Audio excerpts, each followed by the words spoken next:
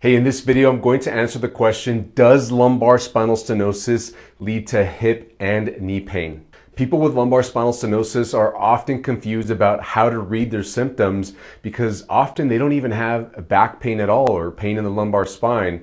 Most of the time, people with lumbar spinal stenosis only have pain into their legs, including their knees and hips.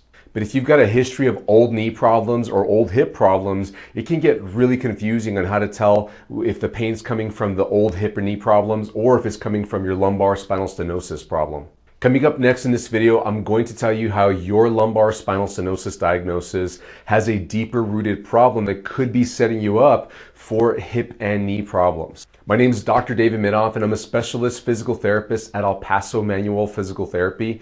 And this channel is dedicated to helping people stay healthy, active, and mobile while avoiding unnecessary surgery, injections, and pain medications. Please consider subscribing to this channel so that you don't miss out on any of the helpful videos we post each and every week. So let me get straight to the point. The root problem of lumbar spinal stenosis is often a muscle imbalance where the muscles on the back side of the spine, the ones that run up and down the back of the bones here, are overdeveloped, overused. They're too big, too stiff, too dense, and they're causing lots of compression through the spine. That's why things are getting compressed. Now, stenosis itself means narrowing of the openings, but when there's a lot of compression from the muscles here, that closes the little openings on the sides of the spine where these nerves come out.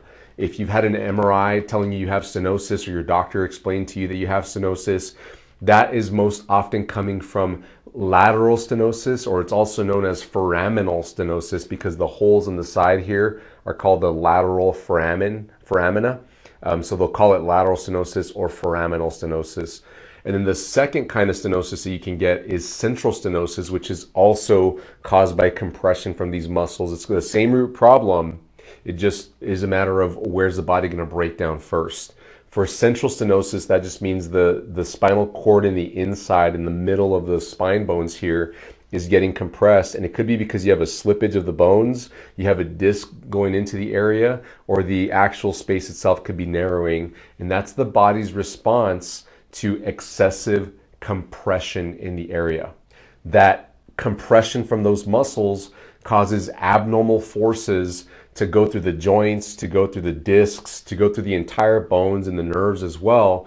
And over time, this is what causes the bones to change. You can get bone spurs, you can get degenerative disc disease, which is a loss of disc height, where the discs are between the bones. Those discs can get smashed, and it's because of these muscles back here that directly cause compression forces to go through the spine. And none of this happens overnight. It doesn't happen from one instance to the next or even from 1 week to the next. It's usually developing slowly over time, like the course of months and years. But people usually don't really get over the threshold where they start feeling leg symptoms or back pain until it's been festering for a time. Usually people that have lumbar spinal stenosis have had back problems off and on for years, maybe even decades. And then it finally gets bad enough to where it's not going away like it used to. And they go to the doctor and get the MRI or the x-ray. And that's when they're told that they have stenosis. They've probably already had it for a while. It's just that now it's bad enough to where it's bothering your legs. You can't sleep at night. It's causing some serious symptoms. You can't straighten up all the way because it gets worse being in that position. Those are the classic signs and symptoms of having a stenosis. Now let's talk about how that root problem connects to hip pain. Well, if you've got these nerves compressed in the area, that's the most direct way you're going to get pain into the hip, because a lot of these nerves that come off the side of the spine here, these yellow things that come out of the side, they run down, all of them in fact, that come off the lower back, the lumbar spine here, they run down into the leg. Some go all the way down to the feet, some only go to the hip, especially the ones that come off the sciatic nerve, which they bundle together and they pop out right here where my finger is on the edge of this bone, and they're closed in by a big ligament on the other side. So if you're getting nerves compressed up here, that pain, the compression can travel down and affect the hip joint through the nerves directly. The secondary way that your hip can be affected is those same nerves that are being compressed up here can cause the muscles that they're connected to not operate efficiently. Just think of like a water hose. If you were to turn on the water hose at your home or somewhere, and then you go step on the hose or put a heavy rock on the hose, it's going to decrease the flow of water to the end of the hose. Maybe not completely cut it off, but where you had a full flow coming out of the end of the hose, it reduces down to halfway or even a trickle, which if you think of the signal going to the muscles, it's just not going to allow the muscle to operate normally, which then changes the way the hip joint down here is affected. So the hip joint doesn't move normally anymore. And then you have a joint problem on top of a stenosis problem. So oftentimes people with lumbar spinal stenosis end up with some sort of hip joint problem like arthritis. And sometimes arthritis was already there before the back problem started. So it's kind of a difficult thing to analyze and assess and figure out where did the problem begin. But usually it's coming from that muscle imbalance that I'm telling you about, the back muscles being too strong. Now, another important factor that you need to know here is the muscles that support and stabilize and move the lower back. Because if you look at the skeleton here, there's just 5 bones, 1, 2, 3, 4, 5 in this part of the body, versus up here you have all these ribs in addition to the spine bones. Down here you have the pelvis bones. So this area of the body is kind of vulnerable to losing stability and getting imbalances because you just don't have a lot of other bones in the area or hard structures. It's reliance on your muscles. So there's 3 main groups: the back muscles, then you have your abdominal muscles that come around from the front and attach to the back. Those can offer movement and stability. And then you have your hip flexors that run from the thigh bones, the top of the thigh bones here, and they run up into the lower back. Those hip flexors, the big ones, are psoas and the iliacus muscle. The iliacus muscle ends up right here on the front part of the pelvis bone. Those 2 can offer a lot of compressive forces as well. Of the 3 muscle groups, you should have a relative balance between the 3. That doesn't mean that they all have to have equal strength.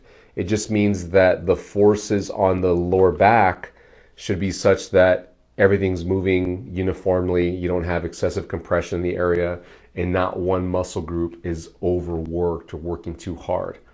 And if you have a history of your back muscles getting tight and achy on you, you have spasms that happen, you have instances where your back gets stuck and you can't move, you have to go to the chiropractor, or you need to just stretch it out and move over some time, that's a sign that your back muscles have been taking on too much work, and other muscle groups like the abdominals or the hip flexors are not doing their job. Now, another way that this happens is the hip flexors, the muscles here on the front of the hips, can get overworked, and that usually presents as hip pain. People often get hip injuries like sprains in their hip, bursitis, tendinitis in their hips, labral tears in the hip joint. There's a piece of cartilage that wraps around the socket right here on the hip joint. It's called the labrum. And that cartilage can get damaged or injured if there's a hip muscle imbalance, that where those psoas muscles and the iliacus muscles are being overused. Those are going to compress the lumbar spine and cause the stenosis problem up here eventually if you're susceptible to it. So that's why it's possible for you to get hip joint problems and hip muscle problems like tendinitis, bursitis, hip arthritis, of course, if you've got lumbar spinal stenosis. Now, we've got tons of videos that go into detail about how to find if you've got a hip bursitis, hip tendinitis problem, or a hip arthritis problem, and how to get help for those as well. You can go check those out in the description below here. Now let's talk about the connection to the knee problem. So along the same lines, the muscles that are part of the hip flexors, I only mentioned 2, the iliopsoas, the psoas and the iliacus, but there's another one called the rectus femoris muscle, which is the muscle that's right on the front of your thigh, right on the top, in the middle. If you look at my leg right here, it runs from my hip joint right here, straight down over the top. It's superficial and it attaches to the kneecap right here on the front. That muscle crosses the hip joint, so it's technically a hip flexor muscle, and it often gets overused as well in order to stabilize the hip and pelvis. It really offers stability to the pelvis because it attaches right here on this part of the bone. But if it starts to get too short, too tight, too overactive, it can tip the pelvis forward and cause the spine to curve too much, to curve this way. Let me show you my body what that looks like. If this muscle here in the front gets too short, it yanks my pelvis forward, makes me want to do that, like I'm sticking out my butt, which makes my back muscles shorten and work extra. So it's a chain reaction effect. And sometimes it's in the back that it starts, sometimes it's in the hip and knees that it starts. At the end of the day, we just have to fix it all. Finding where it started isn't always beneficial. We just need to fix it. So then if you have a shortening of that rectus femoris muscle, because it attaches to the kneecap right here, it's going to yank the kneecap into the thigh bone, causing compression right here. And not only that, but that kneecap has a ligament that attaches to this part of the shin bone down here. And if you have that rectus femoris pulling, and it's pulling that kneecap up, it's going to pull that ligament up and compress the shin bone up into the thigh bone, which compresses the knee joint and sets things up like knee arthritis and knee meniscus problems. So the joint problem can develop from the muscle imbalance that contributes to lumbar stenosis. And then similar to the hip problem that I explained, the same nerves that are up here in the lower back, they end up going into the knee, so you can't actually get direct compression of the nerve that travels down into the knee, around the knee, and that can cause knee pain as well. So I hope this helps you to understand the connections between the back and the hip, because it's not just nerves. A lot of people just focus on the nerves, but there's huge connections in the muscles that can lead to hip arthritis and knee arthritis and other structures like the meniscus, the labrum, tendonitis, bursitis problems to occur in the hips and knees. And oftentimes in the healthcare field, people separate them and they say, well, you have a stenosis problem, and then, yeah, I know you have that knee arthritis problem. That's separate, that's something else. We never separate them here in the clinic. We always look to see how they're connected. There has to be a connection because your hip connects to your knee and your back, so that needs to be part of the assessment. It needs to be looked at and seen if there's any possible connections. Here in the clinic, we're looking at what's the priority to treat. And if you've got this kind of setup where you've got a stenosis diagnosis, and then you've been told that you have maybe hip arthritis or knee arthritis, or you have some sort of hip and knee pain, they all have to be addressed. And usually treating the stenosis problem, the problem that's closest to your spine or directly on your spine, is going to be the priority.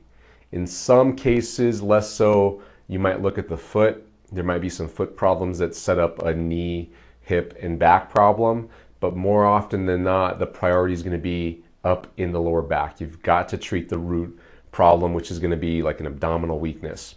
Which leads me to fixing the root problem. We've got a program that we offer online here. It's the 28-day Back Health and Wellness Boost program. This program is completely focused on treating the root problem for back conditions like lumbar stenosis, disc herniations, degenerative disc disease, your common everyday back spasms. This program is me coaching you and walking you through specific exercises, teaching you about how to avoid situations and certain movements and postures to improve the pressures in your spine so that we can decompress it and take pressure off discs, nerves, joints, all that stuff to optimize your back health. This program is 100% online and it's accessible to you 24 hours a day, 365 days a year. You can find out more details about it in the description below, as well as other playlists that we've got through our YouTube channel. They're also linked in the description below for more specific help for specific hip, knee, and back problems. I hope this video was helpful for you, and I hope to see you in the next video.